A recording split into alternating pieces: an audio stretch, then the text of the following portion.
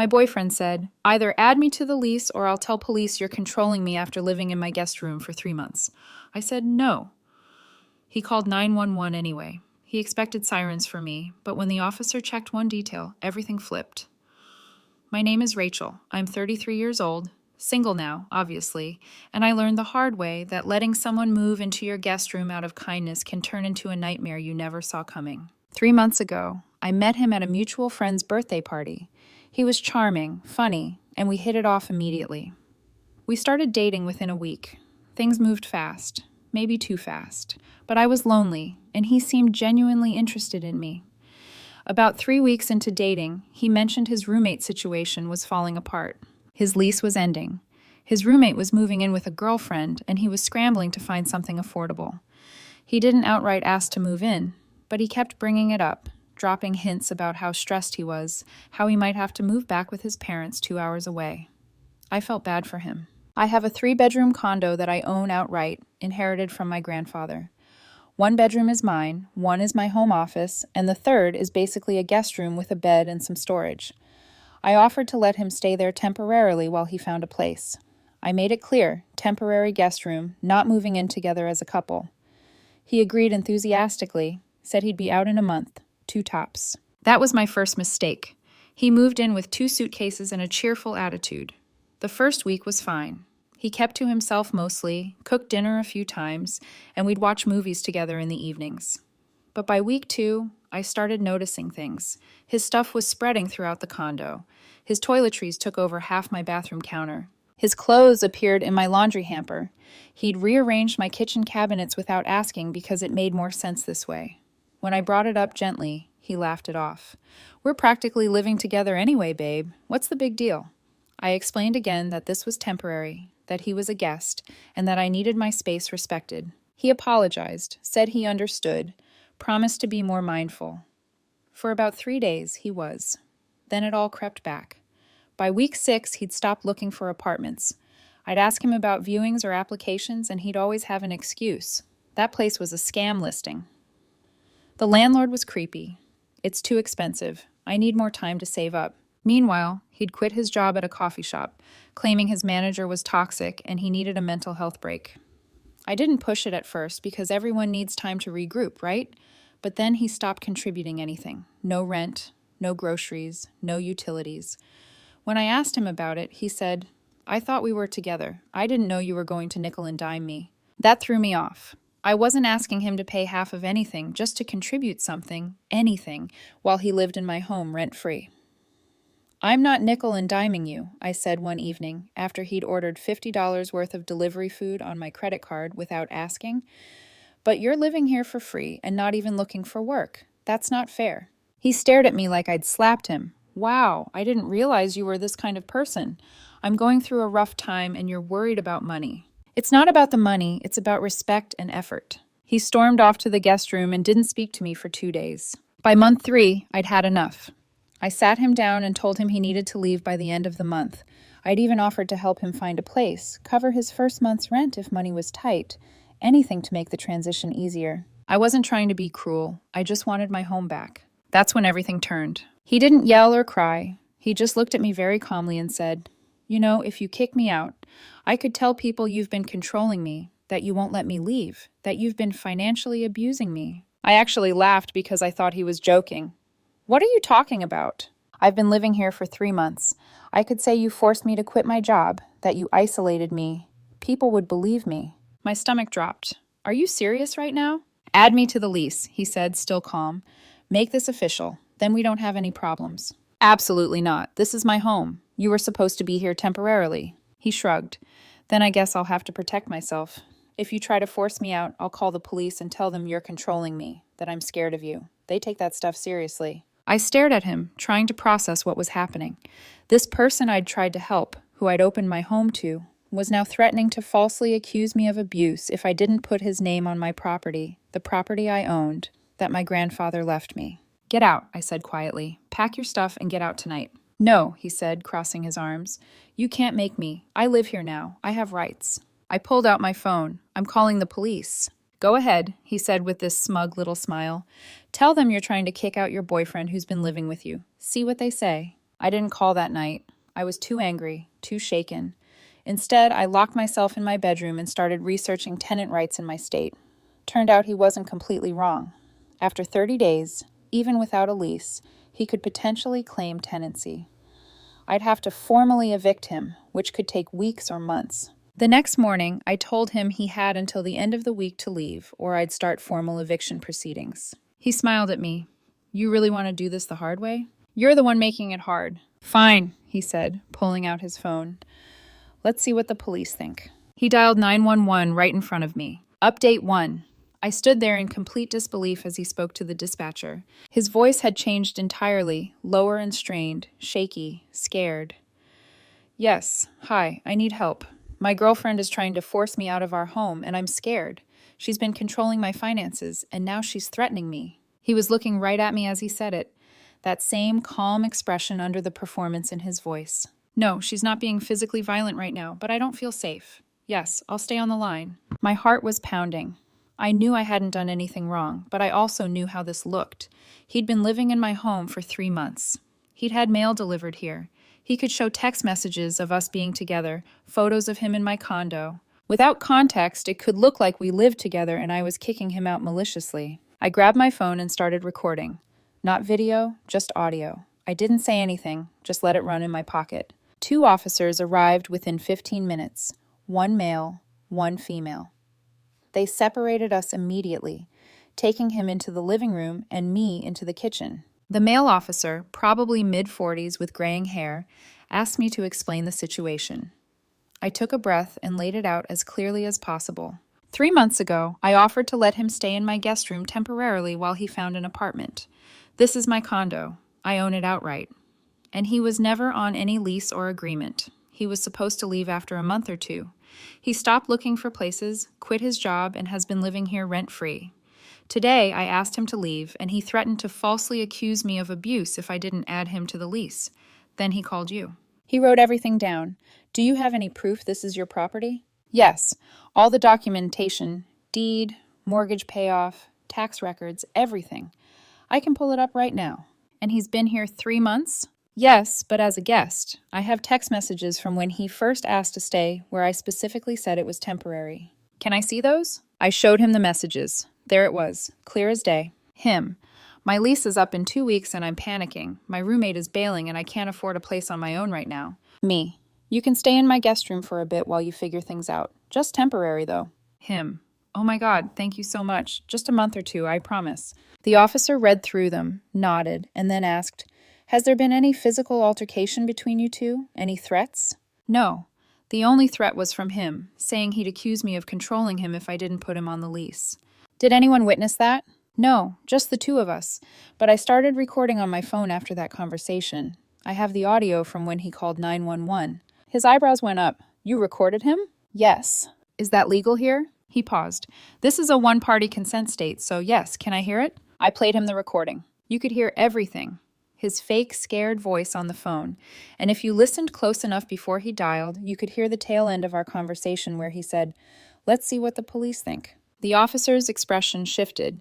He excused himself and went to talk to his partner and the man in the living room. I stood there in my kitchen, hands shaking, trying to process what was happening. This was insane, completely insane. About 10 minutes later, both officers came back to the kitchen. The female officer spoke first. Ma'am, we've reviewed the situation and the evidence you've provided. Your ex-boyfriend has admitted that you own the property and that there was never a formal lease agreement. However, he's been residing here for 3 months, which does give him certain tenant rights. My stomach sank. That said, the male officer continued, making a false report to 911 is a crime. Based on the recording and the text messages, it's clear he was not in danger and fabricated the emergency. We're going to issue him a citation for misuse of 911 services. I almost couldn't believe what I was hearing. So what happens now? He needs to leave the property because there was never a formal tenancy agreement, and you have clear documentation that this was meant to be temporary guest housing.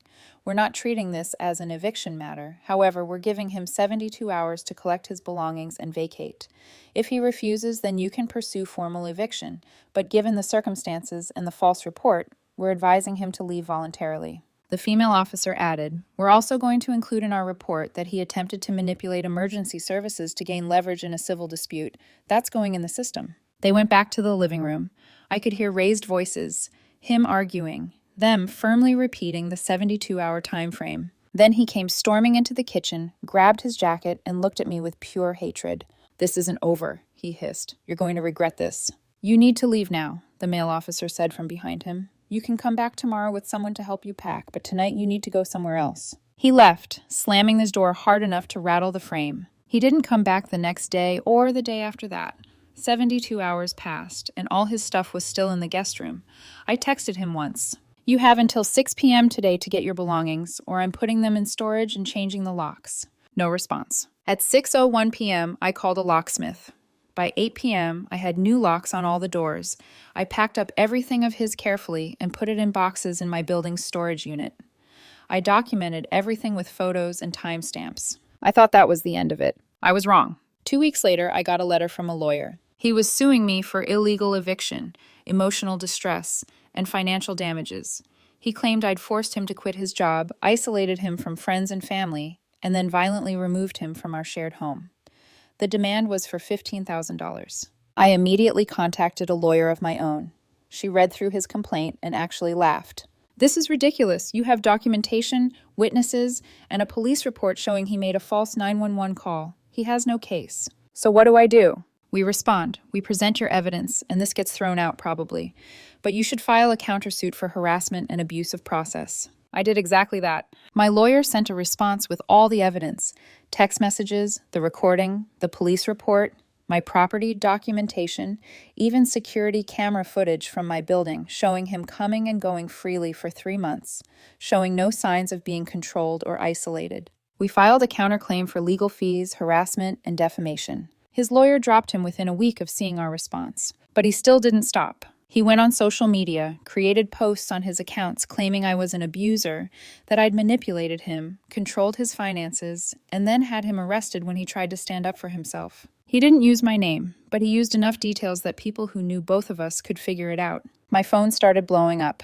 Mutual friends asking what happened, some believing him, some asking for my side. It was exhausting and humiliating. My lawyer sent him a cease and desist letter. The post came down within 48 hours, but the damage was done. Some people still looked at me differently. One friend actually told me, "Even if he's lying, there's usually some truth to these things." That one hurt. Update 3. A month after the cease and desist, I got a call from the male officer who'd responded to the original 911 call. He asked if I could come down to the station to answer some questions. My stomach dropped. Had he filed another false report?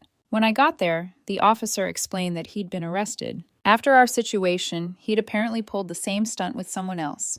He'd moved in with a woman he'd been dating for a few weeks, claimed temporary hardship, then refused to leave and called 911, claiming abuse when she asked him to go. But that woman didn't have recordings or documentation like I did. It turned into a whole mess.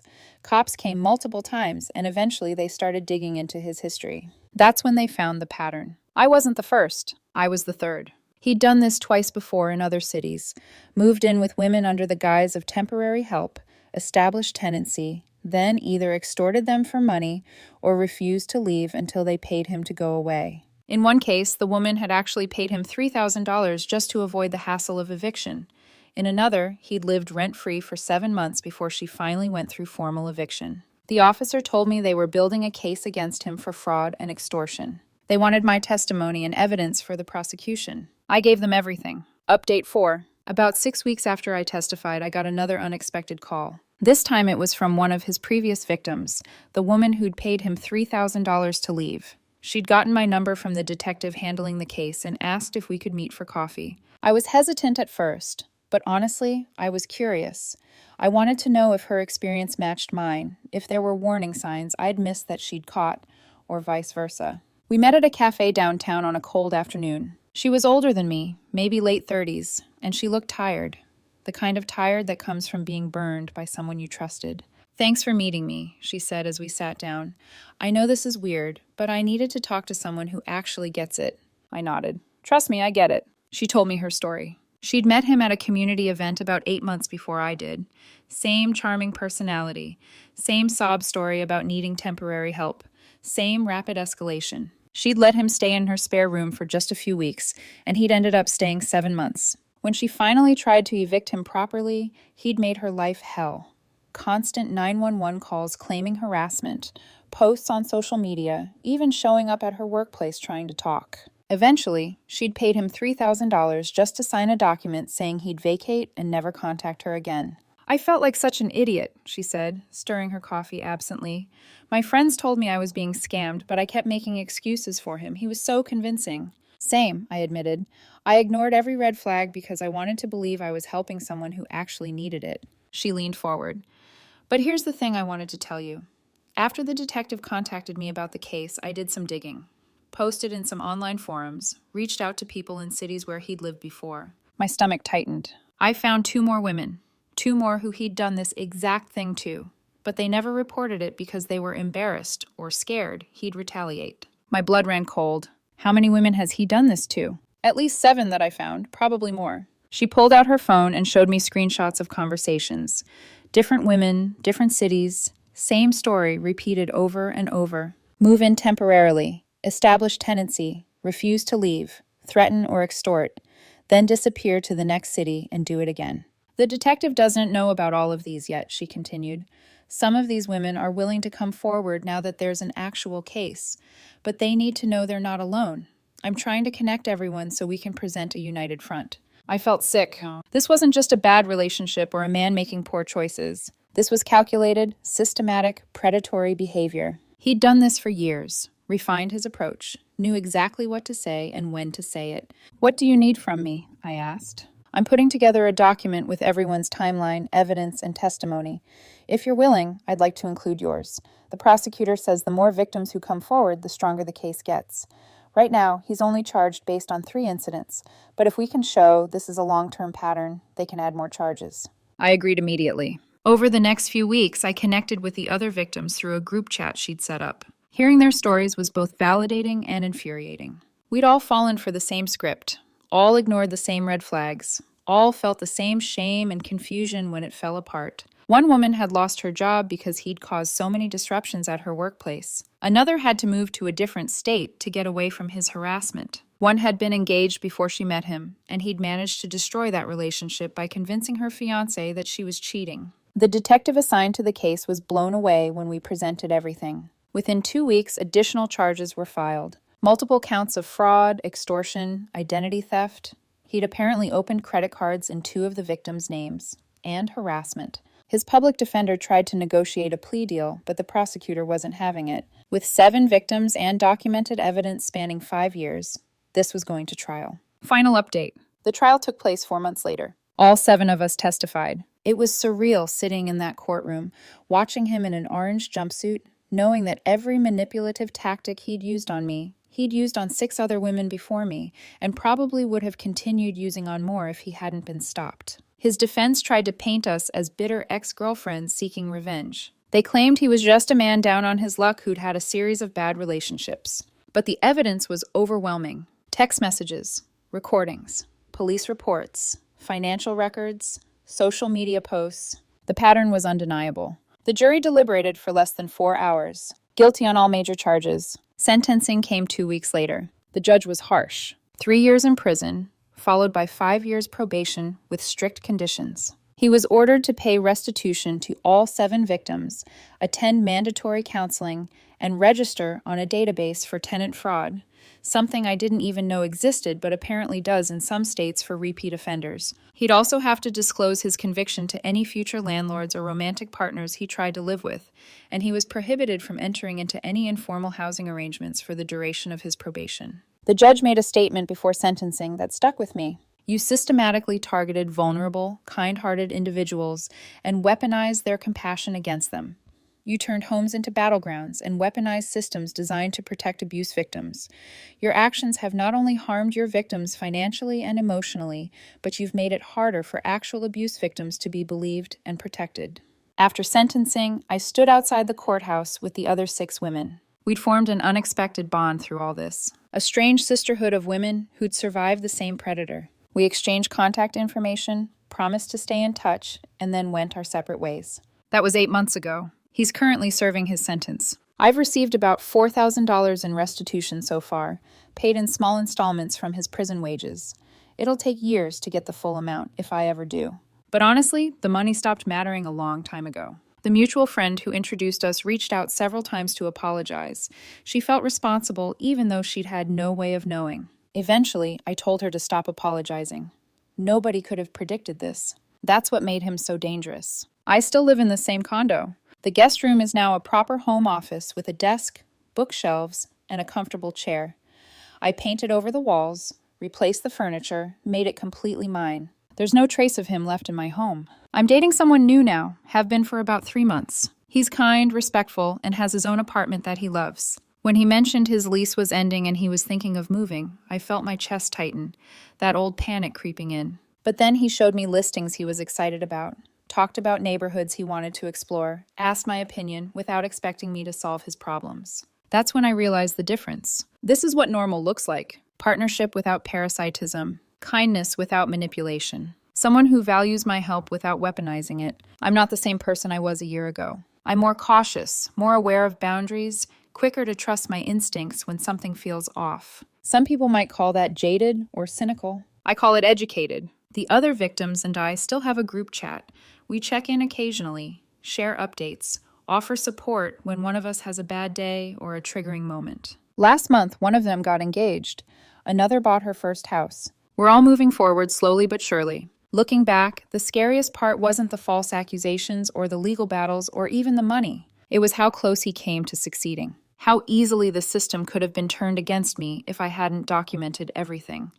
If that officer hadn't been thorough. If I hadn't trusted my gut and started recording. He's not the first person to do this, and he won't be the last. There are people out there who see kindness as weakness, who view compassion as an opportunity to exploit. That's the reality we live in. But I refuse to let what happened and turn me into someone cold or cruel. I still believe in helping people. I still believe most people are good. I just also believe now in protecting myself while doing it. Sometimes the people who seem like they need saving the most are the ones who will drag you down with them. The key is learning to tell the difference between someone struggling who needs genuine help and someone who's made a career out of playing the victim. That's the lesson that cost me thousands of dollars, months of stress, and a piece of my ability to trust easily. But at least I learned it. And at least now, 6 other women won't have to learn it the way I did. He's locked up. We're free. And that's all that matters.